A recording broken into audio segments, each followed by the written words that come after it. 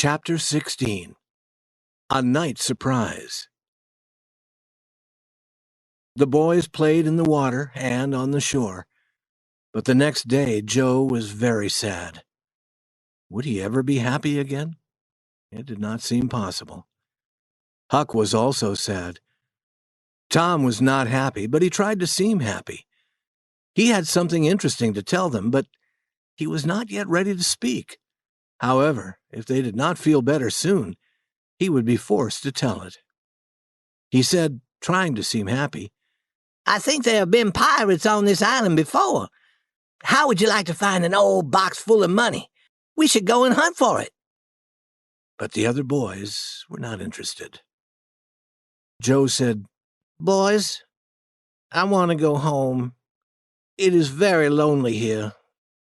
"Oh, no, Joe, you'll feel better soon," said Tom. "Think of the good fishing here." "I'm not interested in fishing. I want to go home." "But, Joe, this is the best swimming place." "I do not want to swim. I want to go home." "Baby, you want to see your mother." "Yes, I do want to see my mother, and you would want to see your mother if you had a mother. I am not a baby." "But you like it here, Huck. You want to stay? You and I will stay?" Huck said, yes. He did not seem very sure. "Let Joe go if he wants to go," Tom said. "We do not need him." Joe began to walk into the water, to start swimming toward the shore where the village was. Tom looked at Huck. Huck looked away. Then Huck said, "I want to go, Tom. We can go, Tom, can't we?" "I won't. You can go, but I'm going to stay." Huck started to walk sadly away. Tom felt a strong desire to follow. He hoped that they would stop, but they went slowly forward. Suddenly, Tom knew that it had become very lonely and quiet. He ran after the other boys, shouting, Wait! Wait! I want to tell you something." They stopped and turned, and he began walking into the water towards them. They listened to him without an answering word or smile. But after a while, they began to understand. Then they shouted with joy. They said that he should have told them his plan sooner. That night after eating, Tom wanted to learn to smoke. Joe wanted to try also. With Huck's help, they began. Tom said, "This is easy. I could have learned long ago." "This is nothing," said Joe. "I could smoke all day. I do not feel sick." Tom said, "I wish that the other boys could see us now. Listen, we won't tell them. And then sometime when they are with us, I will say, 'Joe, I want to smoke.' And you will say, 'My tobacco is not very good.' And I will say, 'It does not need to be good if it is strong enough.' And then we'll both start smoking and surprise them. That'll be good, Tom. I wish I could do it now.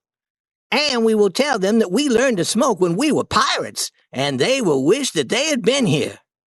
The talk continued, but after a little time there was less talk. Joe said, "I've lost my knife. I'm going to find it." Tom said, "Let me help you. You go that way, and I'll go this way." "No, do not come, Huck. We can find it." Huck sat down again and waited an hour. Then he was lonely, and he went to find his friends. Both were very white. Both were asleep. But he knew what had troubled them was gone now. That night they did not talk much. When Huck began to smoke, they said no, that something they had eaten made them feel a little sick. In the middle of the night, Joe opened his eyes and called to the other boys. There was a strange heaviness in the air, and it made them all afraid. The night was very hot, but they moved near to each other and near to the fire. Sitting like that, they waited.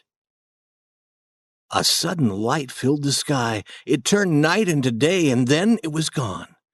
A fearful noise rolled across the sky and slowly ended far away. A breath of cold wind passed. The sudden light appeared and went away again, and the noise that followed came sooner and was more fearful each time. A little rain began to fall. "Quick, boys, run for cover!" Tom shouted. They jumped up and ran, each toward a different place. A strong wind rushed through the trees. The bright light appeared and went away, appeared and went away again. The fearful noise seemed to never stop. And now a heavy rain came down and ran in streams over the ground. The boys shouted, but their voices were lost in the storm. After some time, they came to the place where the old sail was and pulled it over them. It was a wild night for these boys. The wind caught the old sail and carried it away. Trees fell. The storm increased until they feared it might carry the island away. But the storm grew weaker and weaker, and peace returned. The boys found that their fire was not quite dead. They put some more wood on it, making it burn brightly again. They found some of their meat and cooked it. Then they sat by their fire until morning, talking of the night's adventure, because there was no dry place for them to sleep. When the sun began to shine, they rested in its warm light near the shore.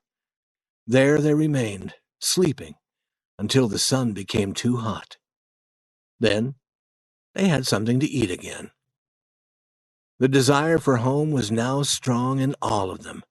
Tom tried to find a new game to interest them. He found one. They were not pirates now. They were Indians, and had many fierce battles. However, when the day ended, they smoked together, as Indians always did to show that they were at peace. And two of them learned joyfully that now they could smoke a little tobacco without being sick.